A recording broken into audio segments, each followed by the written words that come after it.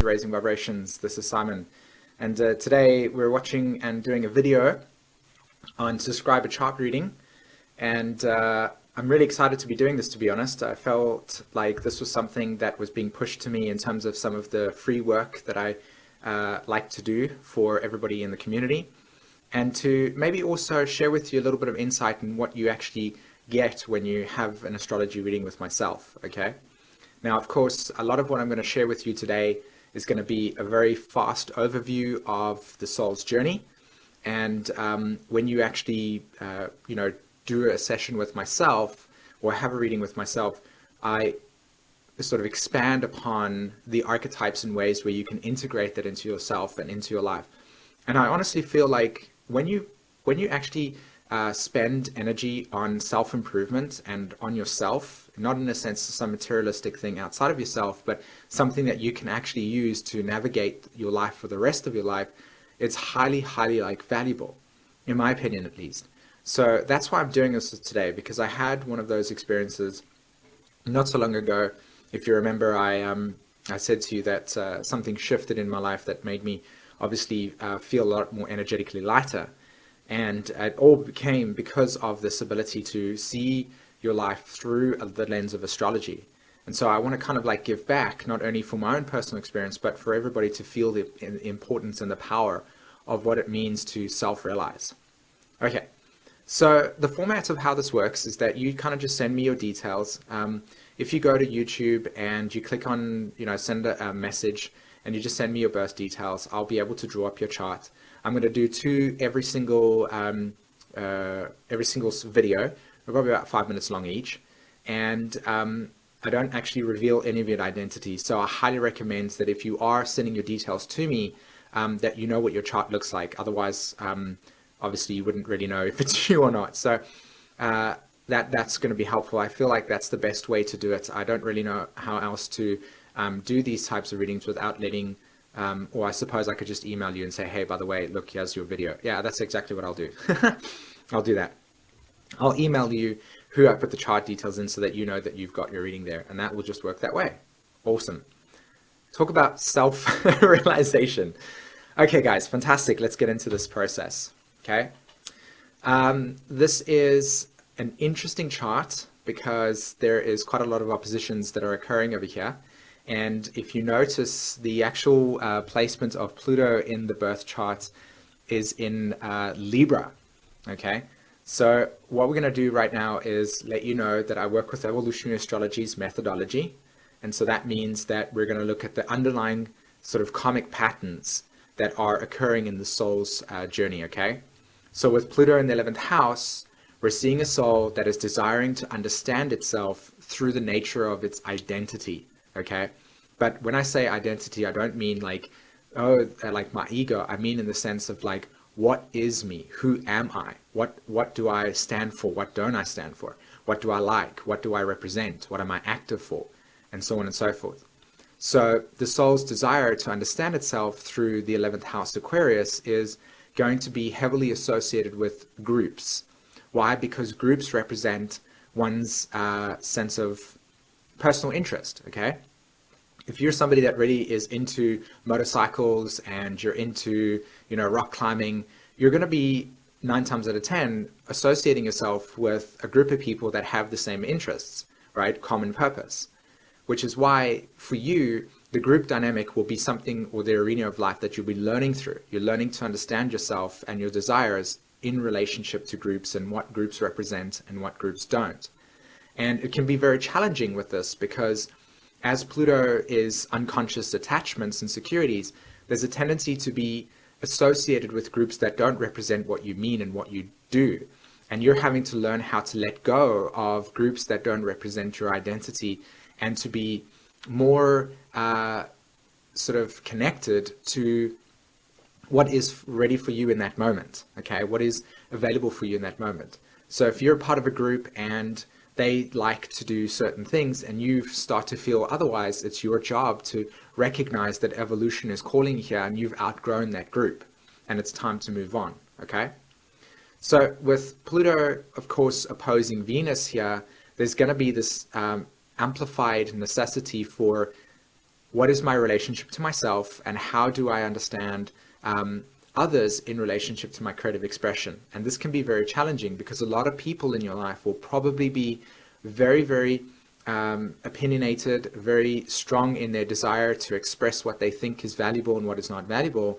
And that can also cause a sort of psychological paralysis of saying, how do I bring my own identity to the table without losing what my friends might think of me? Okay. And so this is what I would also say the challenge is with Jupiter in the 7th house, but I'm not going to get into that right now. So the nodal axis is actually sitting in the 6th house Aries, and this is interesting. And also, where is Mars? Let's have a look. Mars is in 3rd house Aquarius. Okay, so what we're dealing with here in relationship to how the soul has been facilitating its evolutionary growth in groups is through self-improvement. Okay. You're trying to analyze the nature and become of service to the group in some way, shape, or form. And this can be very difficult sometimes because you might find yourself like being incredibly attached to the idea that the group is always going to matter more than you can, which is why I believe the Venus opposed Pluto in Aries 5th house is playing out is that everybody's following their dreams and you're not able to, because you have this program of going, I need to be of service and I need to be in some way, shape, or form, like humbled by what the group's needs are. And so I highly encourage you through this South Node to recognize the importance of, expressing what your individual needs are, and then also learning how to balance between when the group's needs are asking you and you want to be of service to it, and when your individual needs are, in a sense, also met. Because Pluto in Libra is about balance, and you have to follow that sense of equality in yourself as well as what you see in the group. So don't try to fight for everybody in the group, also fight for yourself and what is important for you. Okay. And that just amplifies the moon and the Mercury in Aquarius in the 3rd house, this necessity for expressing your individuality in ways that is actually in some way, shape, or form innovating other people's perceptions of reality. In other words, Aquarius is always going to be future minded. So you're always creating the sense of elitism regarding your thoughts, but there's a tendency to maybe not express them in a way for feeling this sense of abandonment or alienation that could occur. Okay, because now we're talking to Uranus in the 12th house Scorpio. These lifetimes in which your own sense of identity has to be surrendered, and you actually had quite a lot of abandonment regarding what is important for you and how do you get your points across in ways that amplifies the sense of meaning and the sense of purpose for the group dynamic. Okay, so you've actually got quite a great potential to become a leader. The only difference is how much confidence do you have in yourself to express what you believe to be true. Okay. The North Node is in Libra, in Libra in the 12th house, and so of course the ruler of the North Node is Venus, which is in 5th house Aries, and that just kind of holistically amplifies the story. Is that there is a necessity here to continue going along, analyzing the nature of your value systems in alignment with what is your special destiny, and then actualizing that, like really, really representing those truths and validating them. Okay, and you'll have tons and tons of support because of that beautiful fire trine, like that triple fire trine that you've got there with Neptune, Venus, and Saturn in the actual fire trine houses. Okay, so I hope that gave you some inspiration in terms of how to look at your chart and some ability to self-analyze regarding that. Okay, all right, so let's look at the other chart that we've got here. All right, so we're looking at Pluto in the 9th house in Sag. So this is a soul born 1998, if I'm not mistaken. And what we're dealing with here in relationship to Sag in the 9th house. Okay, now most of you guys have not actually incarnated yet into the more adult parts of your soul's journey. So a lot of what you're dealing with right now is the kind of environment in which the governments, in which the people that are in power at this stage are dictating to you. And you'll notice that there's a large emphasis on climate. Okay, and climate change and nature, etc. Now, the Pluto and Sag generation, in my opinion, are going to only start to recognize their true power, obviously, as we go along the Earth timeline, at a point when the whole entire system has collapsed and the Pluto and Scorpio generation souls are starting to rebuild the structure of how we define our reality. So you guys come in with this deep sense of philosophical knowledge and awareness, obviously because the internet's available to us, so that our ability to transmigrate ideas is, huge. So your sense of knowledge and expansion is so readily available for you right now, but the climate in which you are operating in is still heavily restricted around belief systems and religion and isolation. So your generation come to teach us how to be able to break down these barriers of what is truth and what isn't truth. And a lot of your current sort of story at this point in time is assimilating that knowledge. Okay? Now, because Pluto's in the ninth house, your soul's actually desiring to understand itself in relationship to the bigger questions in life, okay? Now, this will obviously be this will be amplified through your sense of searching for the truth beyond what there is, okay? And this can cause like a sense of alienation because on a part of your soul is going, but I know things, and then you're interacting with the world where you feel totally out of place, which then promotes the Neptune-Uranus conjunction of saying, I need to disassociate. I need to create a sense of connecting with a tribe, but most of the people I hang around with don't really get me as much as I would like to be understood. And so therefore I'm kind of just remaining objective in my expressions and not really bringing to the table what is my truest expression because of the feelings of frustration that can come out, or feelings of being reminded that you feel like a fish out of water in that way.